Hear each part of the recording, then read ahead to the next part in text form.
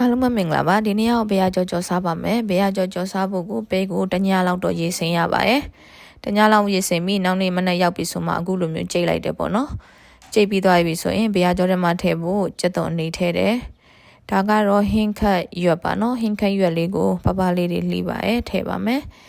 အရသာအနေနဲ့ရောပြီးရင်စားလေးနည်းနည်းထည့်မယ်ပြီးသွားရင်ဒါကအကြော်မှုန်လေးရောပါမယ်နော်ဒါမှမမလေးနဲ့စားလို့ကောင်းပါရဲ့ရှင့်ကိုကငရုတ်သီးစိမ့်တွေပါကြိုက်တယ်ဆိုရင်တော့ငရုတ်သီးစိမ့်ထည့်ကြောပေါ့နော်ကိုရအောင်မချဲ့တော့ပါဘူးကလေးလည်းကျွေးမှာမလို့ပါပြီးရင်ရတာကိုနှက်ဆက်အောင်တေချာလေး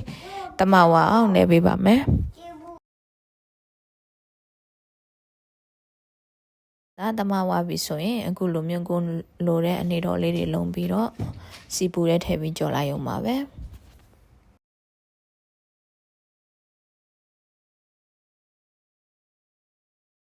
အောင်လေးတွေတမ်းပြီဆိုရင်တော့တစ်ဖက်ကိုလှမ်းပြီးတော့ဟိုဘက်ဒီဘက်မြအောင်ကြော်ပေးပါမယ်နော်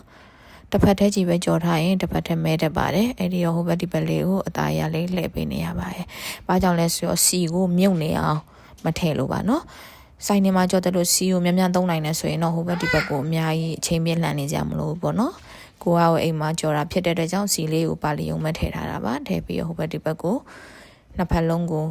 ရွှေဝါရောင်တန်းတဲ့အထိပေါ့နော်ဒါလေးကိုလှည့်ပြီးတော့ခဏခဏလှည့်ပြီးကြော်ပေးပါတယ်